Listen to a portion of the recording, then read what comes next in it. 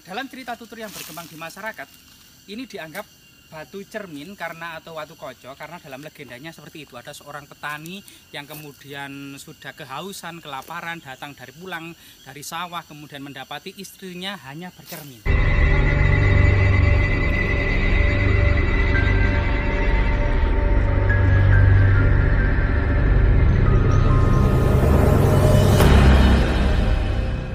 Hari ini kita akan melakukan penelusuran lagi, dan hari ini kita akan melihat sebuah artefak, di mana artefak ini ada sebuah batu yang mirip dengan kaca ya.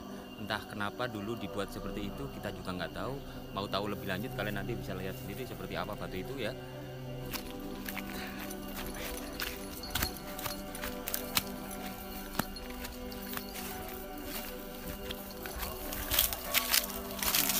Harus pakai apa namanya, pipa-pipa untuk mengalirkan air ya. Namun memang kondisinya saat ini. Nah, di lokasi inilah kita akan mencoba mencari jejak-jejak artefaktual yang sangat penting ya. Nah, yang konon katanya cerita tutur masyarakat memang masih berbalut legenda, dan kelihatannya di sana batu-batunya cukup banyak dan cukup antik-antik. Coba kita hitung.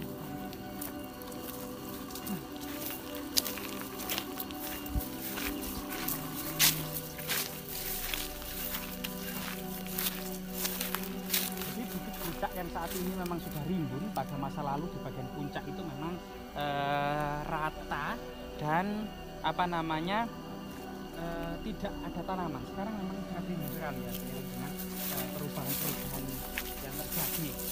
Yang di atas saat ini masyarakat juga mengenalnya sebagai puncak Songkruh, yang pernah juga di beberapa kali dicoba para layang gagal ya. Nah, coba dilihat di sana. Jadi kita akan mendapati sebuah lokasi yang penuh dengan batu-batu raksasa dan sangat banyak sekali dan mudah dipahat. Jadi dimungkinkan pada masa lalunya lokasi ini merupakan semacam bengkel arca. Nah ini tanaman apa ini? Kayak ulat ini ya. Tuh kayak bulu pedes ini ya, monyet ya. Tanaman apa? Jadi banyak tanaman-tanaman yang sangat misterius ya di sini itu ya. Bulunya halus. Bukan randu aja. Kalau di sini ini tanaman apa ya nih? Ini apa ini? Daunnya kok lebar-lebar ya? Kayak itu, kayak apa namanya? Kelubuk. Nah, di sini memang banyak beberapa batu yang sangat misterius ya. Coba kita lihat. Kalau dari kejauhan ini adalah semacam batu-batu yang dipindahkan ke sini. Banyak sekali batu-batu raksasa di sini. Kemungkinan ini dahulunya pada masa prasejarah ini juga semacam sebuah kompleks pemujaan atau berfungsi sebagai menhir dan dolmen. Seperti batu ini yang kita saksikan di sini. Ini memang mirip seperti dolmen.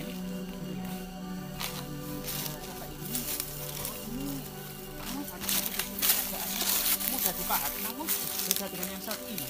Kalau yang saat ini sangat keras, kelihatan sangat keras sekali kalau yang saat ini. Dan ini bentuknya bulat. Jadi ini mirip dolmen raksasa yang beberapa yang ditemukan di Jeruk dalam datanya Van Heukeren ya, itu di dusun Jeruk yang merupakan bagian dari desa Petak, Kecamatan Pacet. Itu juga ada batu-batu seperti ini yang didata sebagai Van Heukeren sebagai sebuah dolmen atau meja batu. Nah, kalau lihat ke sana juga itu juga ada semacam batu yang menyerupai kapal atau pada masa prasejarah disebut kapal arwah ya, kapal arwah, dan di situ juga banyak batu-batu besar. Namun semua keadaan dan kondisi struktur batunya ini mudah dipahat sehingga memungkinkan sebuah kesinambungan pada masa kuno, pada masa kerajaan Hindu Buddha ini kemudian menjadi semacam situs yang konon dalam prasasti Gunung Budak disebut Sanjang Dharma Klene ya. Dan kehebatan dan keunikan Sanjang Dharma Klene ini dari segi penyebaran artefaknya ternyata tidak hanya tinggalan Buddha seperti Recolana, melainkan juga ada watu koco, watu dandang yang merujuk pada lingga yoni raksasa, yang artinya memang dalam satu gunung hidup semacam sebuah kerukunan ya antara berbagai umat beragama. Ada kabuyutan, animisme, dinamisme ya, semacam kapitayan ya, atau kemudian kasogatan, yaitu para pendeta Buddha. Termasuk ternyata berkumpul juga para pendeta Hindu tentunya. Ada yoni raksasa, ada lingga raksasa, ada Avalokiteswara yaitu arca Buddha, ada di sampingnya Avalokiteswara adalah Ganesha. Dan ini sesuatu yang sangat-sangat unik pada masa kuno, di mana kemudian kerukunan antara umat beragama itu luar biasa sekali.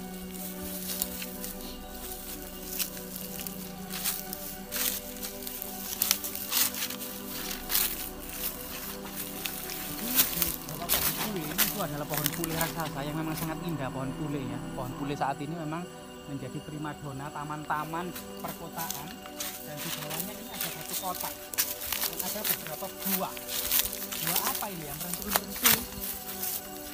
merentil. Nah, di sini kita menemukan semacam buah unik ya. Buah ini kelihatannya ini juga kita coba ngambil satu sebagai sampel, tapi atos ternyata dan keras dan bergetah putih. Berarti ini jenis tanaman seperti apa ya, beringin gitu ya, tapi ini jenis yang lain. Jadi buahnya itu memang seperti buah beringin, tapi ini lebih besar dan warnanya semuanya kuning gitu ya.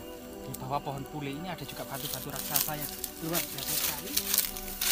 Nah, di sini ada pule. Kemudian pule ini tumbuh secara liar karena tumbuh di tebingnya pohon pule. Nah, coba kita turun ke bawah. Di lokasi ini memang ada tinggalan artefaktual yang sangat monumental yang masyarakat menyebut sebagai watu koco. Watu koco yang dimaksud adalah batu cermin. Jadi ada gagangnya, ada kotak seperti cermin. Cermin sendiri pada masa kuno dikenal dengan darpana, yaitu cermin perunggu ya, ada gagangnya dan ada lingkaran kotak atau lingkaran itu darpana. Jadi kaca, cermin kaca itu pada masa Majapahit sebenarnya masih sangat langka, yang biasa digunakan para bangsawan atau orang-orang Majapahit untuk bercermin itu adalah semacam perunggu ya, yang perunggu yang halus yang bisa kemudian memantulkan wajah kita ke dalam cermin perunggu tersebut untuk kemudian berkaca.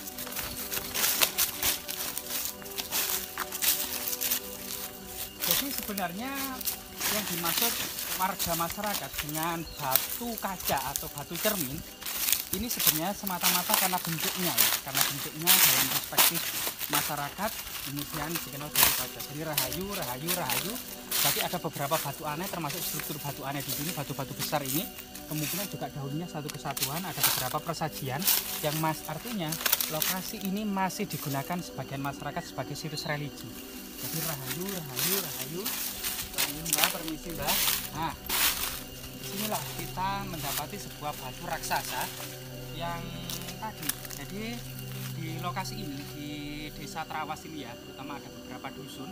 Di Trawas ini ada dusun Kemloko, nama yang sangat aneh bagi nama-nama desa. Kemungkinan memang nama dusun Kemloko ini diambil dalam sebuah prasasti Kodadu dari sebuah kata Sanghyang Dharma Klini, atau sebuah tempat suci yang bernama Klini, Sanghyang Dharma. Sebagai tempat suci, tempat yang sakral yang bernama Klini ini kemudian dalam perkembangan zaman bermetamorfosa menjadi Kemloko. Sedangkan Trawas sendiri ini berasal dari tumbuhan trawas, masih ada di dekat sumber macan, itu ada pohon raksasa, pohon trawas di samping pohon beringin. Itu masih ada pohon trawas satu-satunya. Namun sampai saat ini di desa Trawas ini memang belum ada pohon yang lain ya, kecuali di sumber macan pohon trawas ini. Selain kemudian dusun Kemloko, dusun Trawas sendiri, ada juga dusun Jaraan ya, dusun Jaraan ya. Nah, ini. Selain juga ini batu besar ini juga cukup aneh ya, beberapa di sana itu kotoran hewan-hewan seperti musang ya, artinya memang di dalam kebun ini masih banyak hewan-hewan liar seperti musang dan sebagainya ya. Nah, dalam cerita tutur yang berkembang di masyarakat ini dianggap batu cermin karena atau watu koco karena dalam legendanya seperti itu, ada seorang petani yang kemudian sudah kehausan, kelaparan, datang dari pulang dari sawah, kemudian mendapati istrinya hanya bercermin, belum memasak, belum menghidangkan makanan, belum menghidangkan minuman, sehingga kemudian dandang atau tempat menanak nasi, dadangnya itu masih kosong, ditendang oleh sang suami tersebut menjadi watu dandang. Sedangkan cerminnya dilempar oleh sang suami menjadi watu koco. Dan istrinya sendiri tersungkur menjadi reco wedok dan dia menyesali perbuatannya duduk bersila menjadi reco lanang. Ini semata-mata semuanya adalah legenda yang menjadi tradisi atau kemudian cerita kerakyatan, yaitu kazana kekayaan. Jadi cerita kerakyatan yang ada di dusun ini, yaitu dusun Kemloko, Desa Terawas, Kecamatan Terawas, Kabupaten Mojokerto, Jawa Timur. Sedangkan dari aspek historis teman-teman menanyakan, tapi memang kenapa posisinya miring, berada di tebing, bagaimana waktu itu cara mengangkatnya. Dan ini adalah kesaktian para leluhur yang tidak bisa dipungkiri. Kemungkinan memang pada masa Majapahit ada ilmu-ilmu yang saat ini telah hilang, misalnya teleportasi, memindahkan benda yang menembus ruang dan waktu, telekinesis, yaitu memindahkan benda-benda raksasa tanpa menyentuh, dipindahkan. Nah, ini namanya telekinesis ya. Nah, kemungkinan memang leluhur kita memiliki ilmu-ilmu seperti itu. Dari segi artefaktual ya, secara ilmiah, nah, bentuk seperti ini merupakan semacam yoni unfinished yang biasanya berpasangan dengan lingga. Jadi bagian tengah ini yang berbentuk kotak, ini kemungkinan tempat untuk menancapkan lingga.